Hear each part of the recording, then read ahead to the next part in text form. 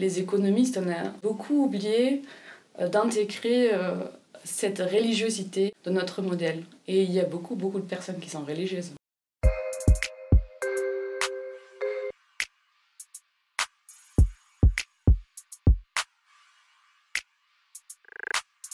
Dans cet article, on s'est posé de questions pourquoi les gens au Ghana ils payent autant à leurs églises. Donc ils payent souvent 10 ou 15% de leurs revenus à des églises. Et on a décidé de faire une expérience sur terrain. Donc ça veut dire qu'on a recruté des membres d'une église pentecôtiste pour participer dans notre expérience. Dans cette expérience, on a divisé les membres, les participants dans 2 groupes. Aléatoirement, ils ont reçu une assurance formelle et les autres, ils ont juste reçu l'information, mais pas l'assurance. On a pensé que s'il y a une assurance financière parmi les membres de cette communauté, par exemple, si je donne à l'église, les autres membres peuvent m'aider si j'ai besoin d'argent parce qu'il y a un souci dans ma vie. Donc ça, c'est une assurance informelle parmi la communauté. Donc si maintenant j'ai une assurance formelle, je n'ai pas autant de besoin de cette assurance informelle. Donc si j'ai cette assurance formelle, peut-être je donne moins à cette église. Par contre, on a pensé qu'il y a peut-être un autre moyen. Et cet moyen, c'est qu'on se sente protégé si on donne à l'église. Donc si je donne à l'église, je me sens protégée par Dieu et en fait, rien ne va me passer. Donc je n'ai pas besoin d'une assurance financière parce que je suis déjà protégée par ce que je fais, par mes dons, aussi par mes prières et tout ça.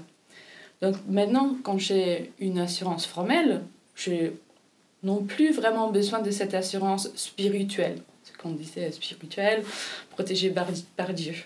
Donc dans ces cas, on a aussi un changement de comportement. Comment maintenant trouver si c'est l'un ou l'autre? Donc nous, on a décidé de regarder pas que les dons à l'église, mais aussi des dons à des autres institutions qui sont charitables, mais qui ne sont pas liées à l'église, et aussi des dons anonymes. Donc, on a comparé les dons de notre participant, celui qui ont des assurances formelles et l'autre qui n'ont pas. Ce qu'on a trouvé, que celui qui ont une assurance formelle, ils donnent moins à leurs églises, mais aussi moins à des autres institutions charitables. Donc on interprète ça plutôt dans le sens qu'en effet, il y a cette assurance spirituelle que les gens ils donnent pour se sentir protégés par Dieu contre les risques. Donc on a vraiment trouvé un effet très concret d'une assurance formelle sur les comportementaux religieux.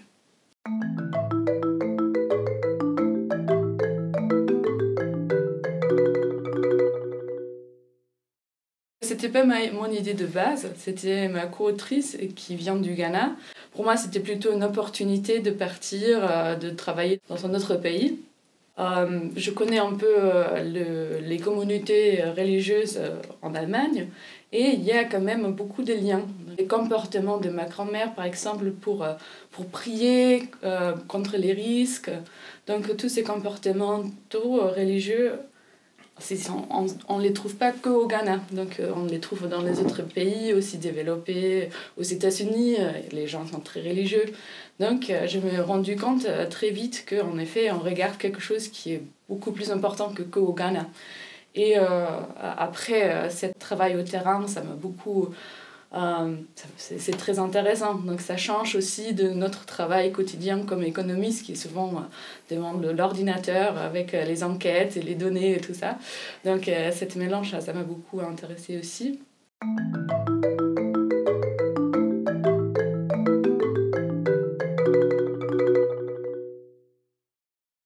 On a recruté les membres des églises, donc j'ai beaucoup passé le temps dans les églises.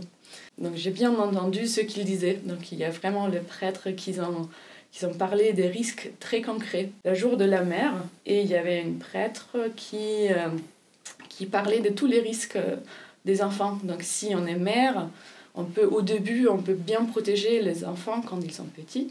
Mais après, ils vont être plus grands, ils vont aller à l'école et on peut On ne peut pas les protéger contre tous les risques. Donc, et les risques sont très concrets. Donc, par exemple, la prostitution, les drogues, l'alcool. Ils ont vraiment montré, oui, voilà, il y a les risques. Et vous, comme mère, vous ne pouvez pas les protéger contre tous les risques. Mais qui peut les protéger? Dieu. Et pour que Dieu protège les enfants, il faut bien donner à l'Église. Donc voilà, le lien est très concret.